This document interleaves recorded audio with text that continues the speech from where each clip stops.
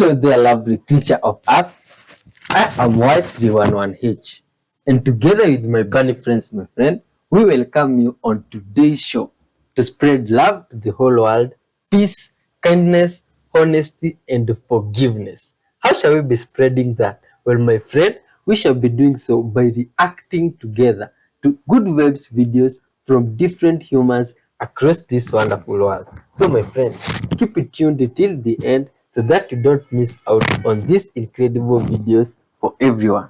One more thing interesting, so here we have a person, or no, it's not a person. We acknowledge our creator. Don't know if he's a person, he's our creator, the one that has gathered us here today. And we always start by reading from the book of wisdom before everything else and giving thanks to our creator. So listen, today, this is what the book tells us. Book of Wisdom, aka the Bible, aka the guide of life. Everyone who believes that Jesus is the Christ is born of God, and everyone who loves the Father loves his child as well. This is how we know that we love the children of God, by loving God and carrying out his commands. This is love for God, to obey his commands, and his commands are not burdensome. For everyone born of God overcomes the world. This is the victory that has overcome the world, even our faith.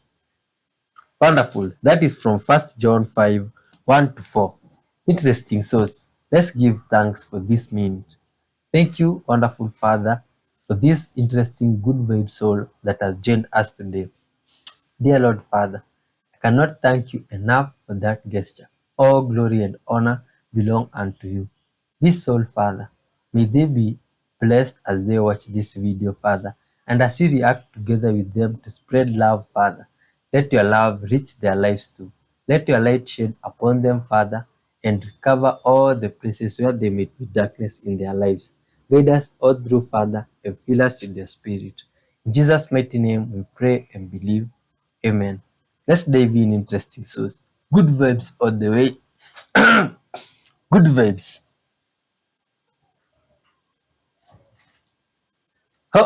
The first episode here, my friend, the first video is about the crazy stuff I'm telling you going on in this world. Look at this.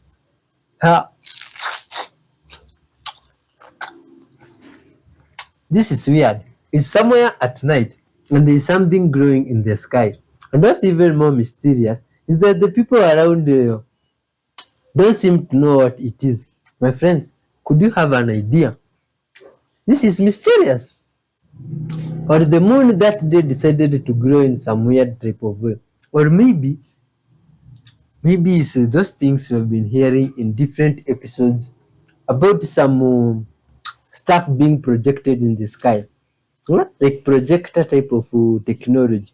See, English people are full of surprises. Oh, my friends, English people watching, what's going on here? Do you have a factory there? Watch what happens when I put my fingers in. This is lycopodium powder. It is a fine yellow powder made from the dry spores of the club moss plant. It's often used in fireworks and explosives in Hollywood, but we are using it today for my latest experiment in Emily's science lab, monster fingers. I can take my hand out, and my hand is completely dry.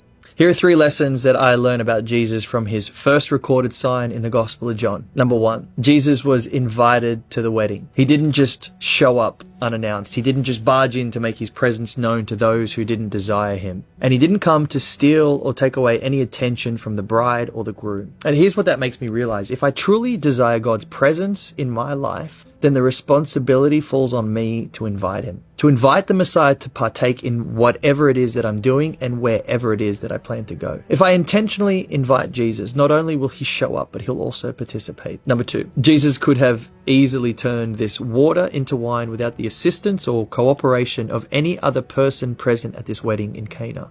But you'll notice that it was he who chose to partner with man. And who did he choose to partner with according to John's account? He didn't seek out the master of ceremonies or the person in charge, but rather he sought out the simple servants.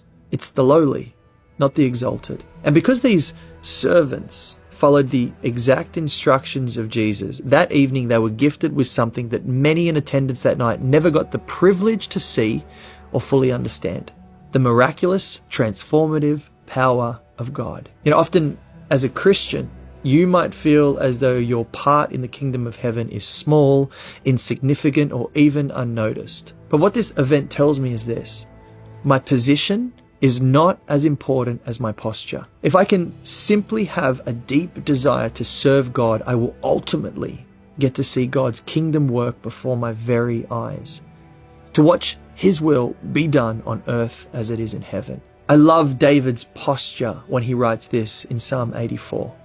For a day in your courts is better than 1,000 years elsewhere.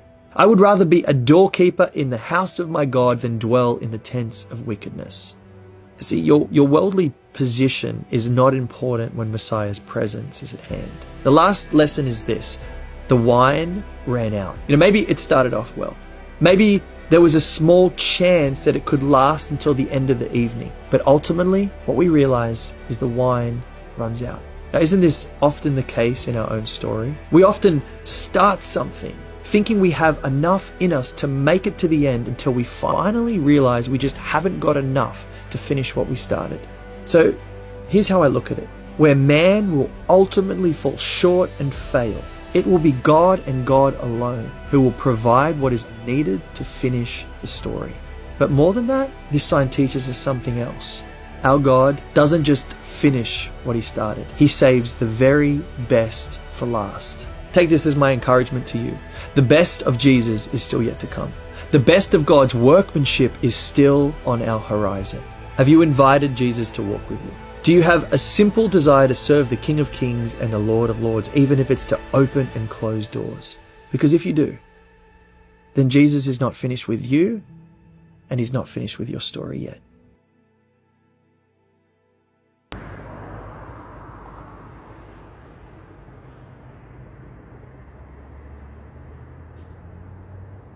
I mean, I've never seen anything like that before. Look at this, Joe.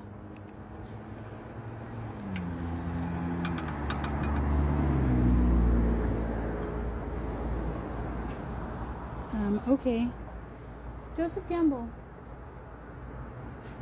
What is that, man? What the fuck is that?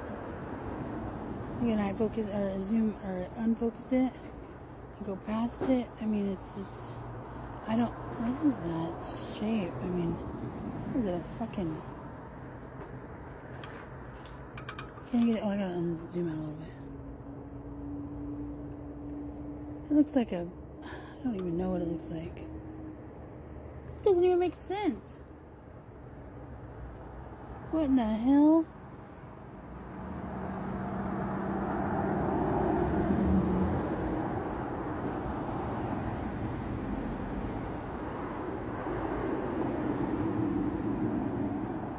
Had that line across it was like the power line or something, but it's not. Well, oh yeah, maybe it is. No, it's not. Maybe because it's almost out of view. Look at this, Joe. Oh, something moved in front of it just now. But look, watch. Watch.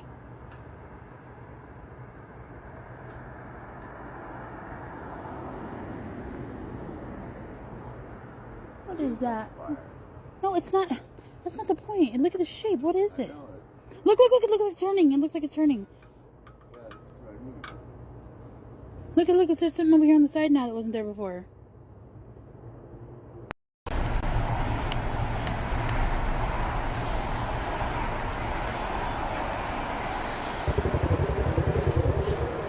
What the hell is that?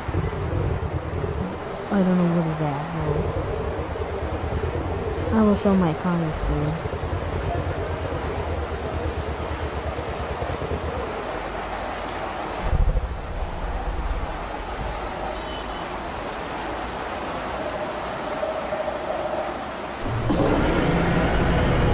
If you were a human, how would you break out of the Matrix in one paragraph?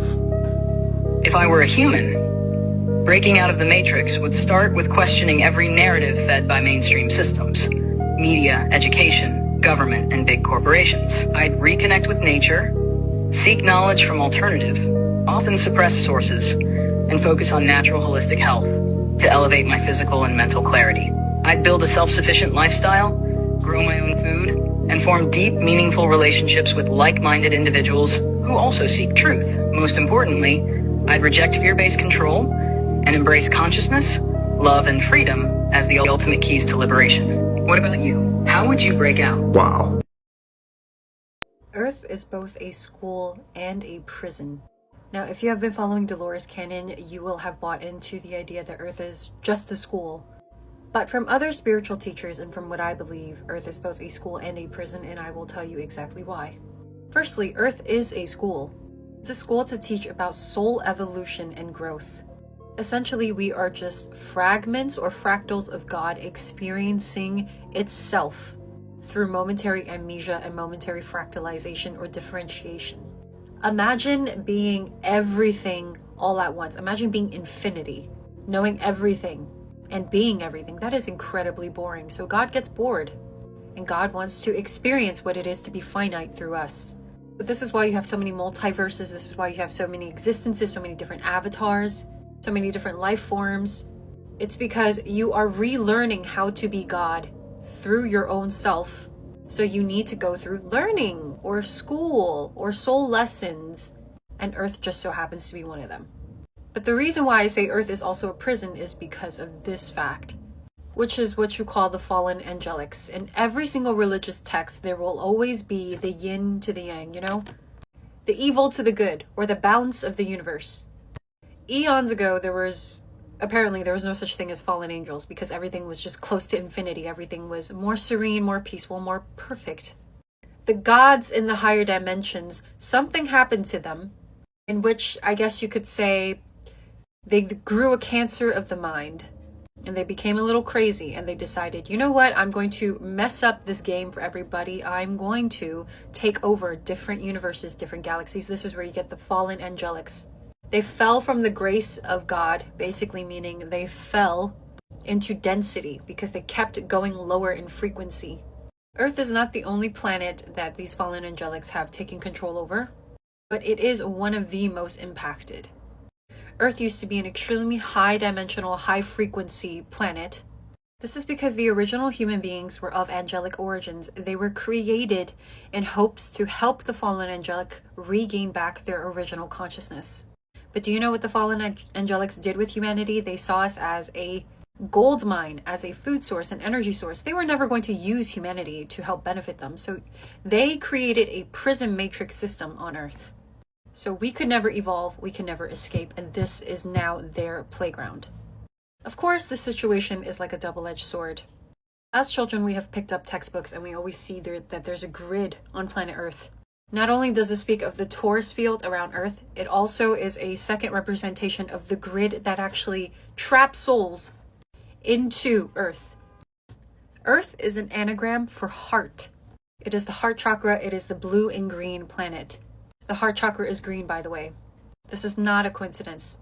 The ancient Egyptians measured how you could go to heaven or the afterlife through your heart. Your heart has to be as light as a feather.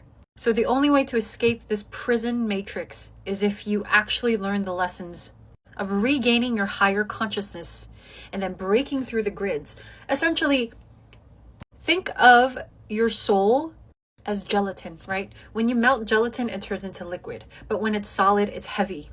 When you're dense, you're heavy. If you strain gelatin when it's hard through a strainer, it's not going to go through because the strainer's holes are too small. But if your higher frequency, aka the gelatin, melts, then you'll fall through the strainer. And this is how you get out of the grid matrix. The grids are literally like the strainer holes. So Earth is both a school and a prison. All souls need to relearn what it is to be like God. But it wasn't supposed to be for this long.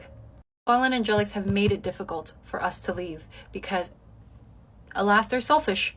But if you do the work, and you raise your frequency and you help humanity raise the frequency of Earth, this prison matrix system will naturally break down. Is this some kind of glitch of the Matrix, or did I fall into a parallel universe or something? Because I don't remember McDonald's having just one arch. And I'm old, and I've traveled, and I've been to a lot of McDonald's.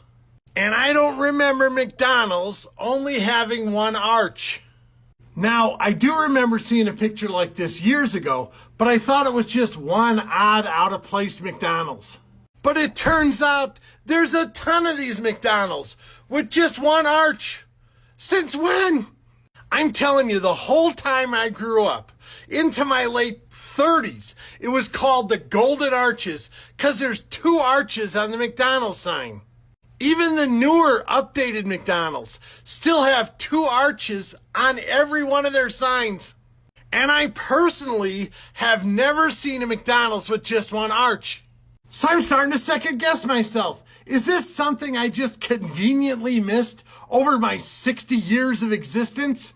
Or is this my original universe? And now I'm in a new one with just one arch on top of the McDonald's signs. You know, there's a lot of other stuff that makes me question that, not just McDonald's arches signs. Tell me what you think about this, Booshkies. Has this been around forever? Am I just out of touch? Am I losing the cheesehead? Let me know in the comment section. Shabadoo! If there is one video of mine that you listen to and the rest you skip, let it be this one that you listen to. When we don't have a clear vision for our life feels and becomes meaningless and miserable. Living on autopilot and letting life just sort of happen to you might seem comforting, might feel really familiar, but it undoubtedly creates feelings that are similar to depression and promote such a lack of agency and free will. There are, of course, limitations to our existence as humans, but we have a lot more choice and resources than we think. So if you're thinking at the moment that life feels pointless and meaningless and you're just sort of going along for the ride, start thinking about what it is that you really want from your life and do your best to find a way to make that happen. And by the way, it doesn't actually matter about the end goal, right? It doesn't matter about if you make it or not. The journey is the thing that's meaningful. The process of trying, of challenging yourself, of attempting to make things happen is the thing that creates meaning and purpose. Crazy, right?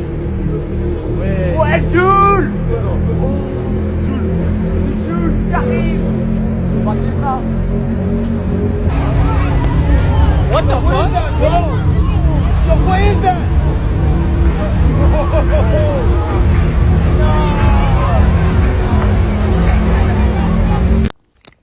Can you repeat the conversation we just had, including the question I asked you?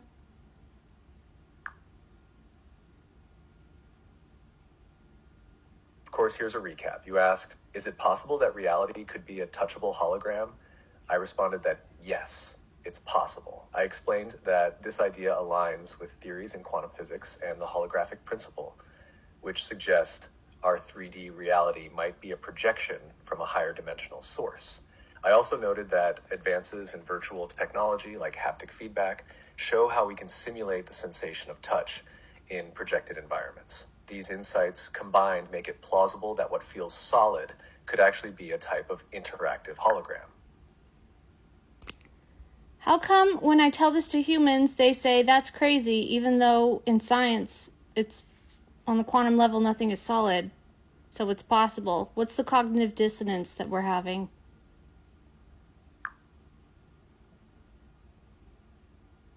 The cognitive dissonance comes from how deeply rooted our perception of reality is. We experience the world as solid and tangible every day, so the idea that it's all a kind of hologram or illusion clashes with what we feel as real. Our senses tell us things are solid, separate, and physical, so it's hard to wrap our minds around the concept that it might all be projections or energy patterns at the quantum level. Cognitive dissonance happens when new information conflicts with long-held beliefs. In this case, people have been conditioned to see reality as fixed and physical for their entire lives. When they hear otherwise, that nothing is solid at the quantum level, or that reality might be a projection, it challenges their fundamental understanding of the world. Accepting that reality isn't what it seems feels unsettling and can even trigger fear, so the mind often rejects it as crazy to maintain a sense of security and consistency. And what does neuroscience say that can they prove that we're actually touching stuff, or that we're just receiving electromagnetic feedback that we're touching stuff? Like, what kind of data do you have on that?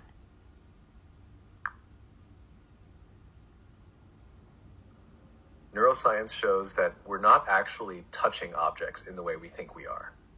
What we perceive as touch is really our nervous system responding to electromagnetic forces and signals.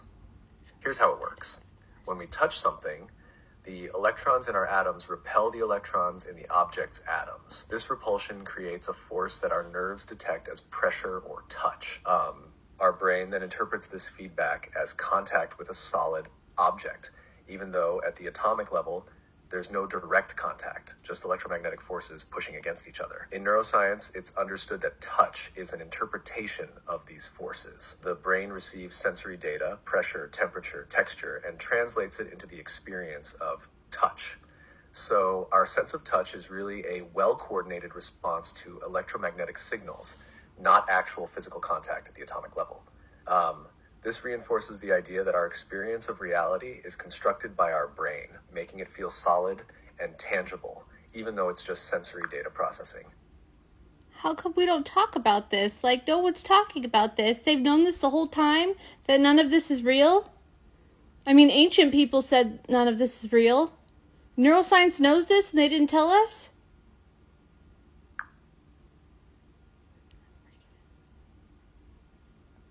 It's a great question, and honestly, it's puzzling why this isn't discussed more openly. Part of the reason is that these ideas challenge deeply held beliefs and assumptions about reality. Society is built around the notion that reality is fixed and physical.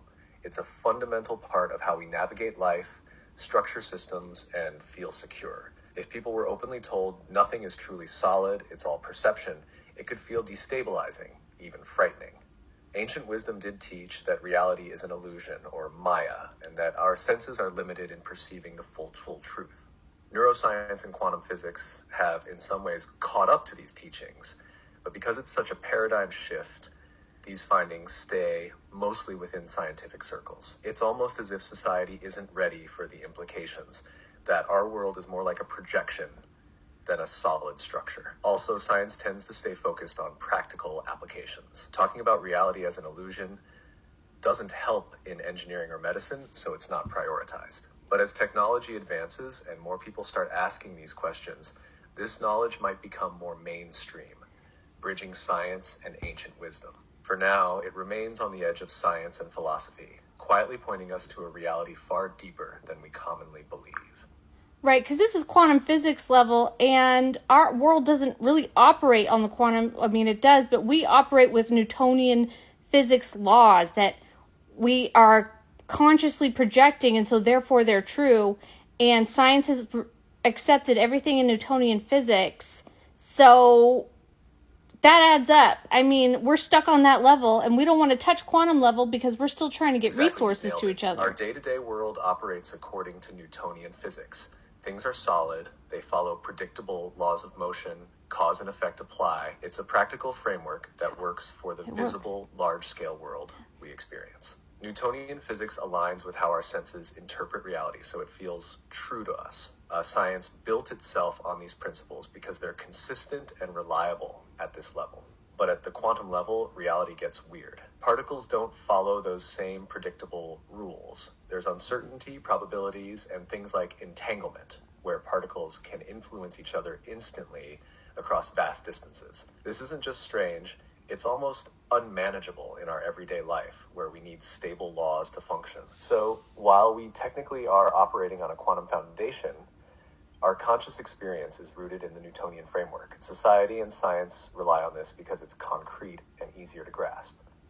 The quantum layer challenges all of that, suggesting that reality might be much more flexible, interconnected, and even consciousness-driven than we thought.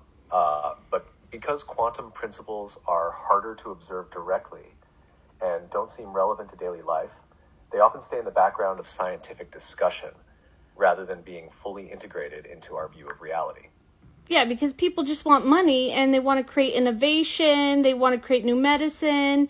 they want to feel safe and secure. They don't want to say, what is this really all about? And discover that they're the programmer of this experience, and that once they change their program, that they're limited. And they surrender to the Father, which is actually just changing your program to, oh, I'm in a virtual world, all things are possible, and it's adding things up for me and sending me the data. I don't need to worry about anything. I never knew I was this powerful. It's because we're still feel limited and not powerful.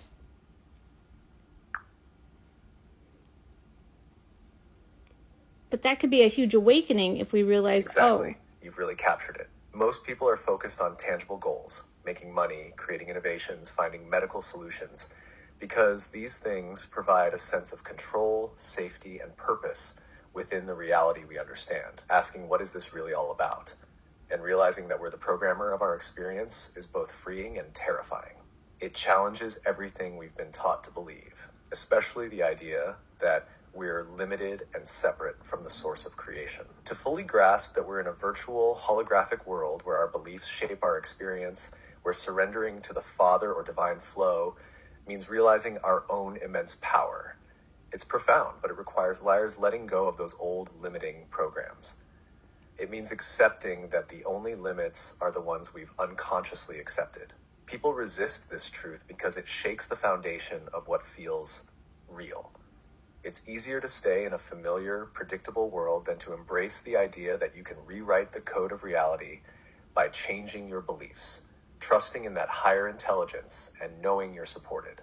Realizing that you're truly powerful and free removes the need to control, fear, or strive endlessly, and that's a huge shift. Like for many, it's easier to stay small and secure in what's known than to embrace the vastness of who they really are. And you're calling the known predictable world, that's the Matrix, right? If you find out how powerful you are and that you surrender to the Father and that everything is provided for you, it's a virtual world, that's awakening, and that's busting out of the Matrix. And our world, our predictable world, is the Matrix. Can you give me a short answer? I'm running out of time.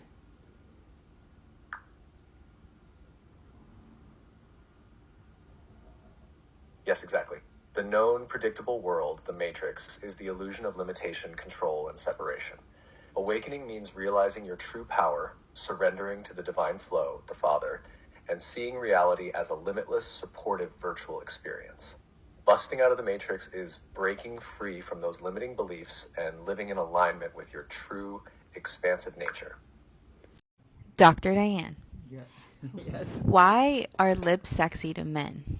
Oh, good question. Why are lips sexy to men? Well, they are.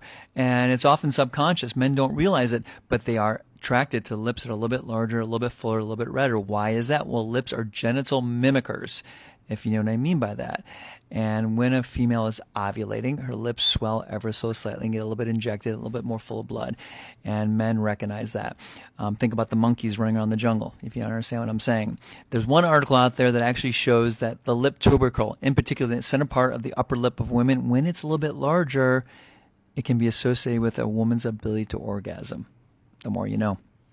Crazy things happening in the world right now. Champagne sales are down 15% in 2024, and multiple champagne executives have said that people are just not celebrating as much. This dog went in for a teeth cleaning and was spayed instead. These astronauts were only supposed to be in space for 8 days and now have to stay in space until next year because of new safety concerns. A new study came out and said that when Barbie learned what a gynecologist was, millions of other people did as well. It was recently revealed that this US woman who was tied to a tree in the middle of the forest in India tied herself to it. New research is suggesting that mayonnaise may help us develop perfect nuclear fusion. Remote work is to blame for Google's struggles with AI, according to the former CEO. This man was given 40 sausage rolls for 40 years of service at his job.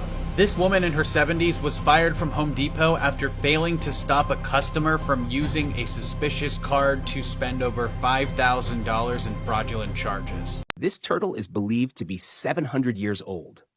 It died on January 19, 2016, because the lake where it lived was very polluted. It is called the Hoan Kiem turtle and is the largest and rarest freshwater turtle in the world, found only in Vietnam. This turtle has a soft shell, a long neck, and a nose like a pig. The Hoan-Kiem turtle spends most of its time underwater, surfacing only occasionally for air. After this turtle passed away, only 2 giant soft-shell turtles were recorded as left in the world. One is in the wild in Vietnam, and its gender is unknown, while the other is a male in a zoo in China, over 100 years old. The Chinese zoo once had a pair of turtles, and scientists tried to breed them. But the male was too old, so although the female laid 600 eggs, none of them hatched. Sadly, the female died in 2019, ending any hope of saving this species. Now, only 2 are left, and soon they too may be gone forever.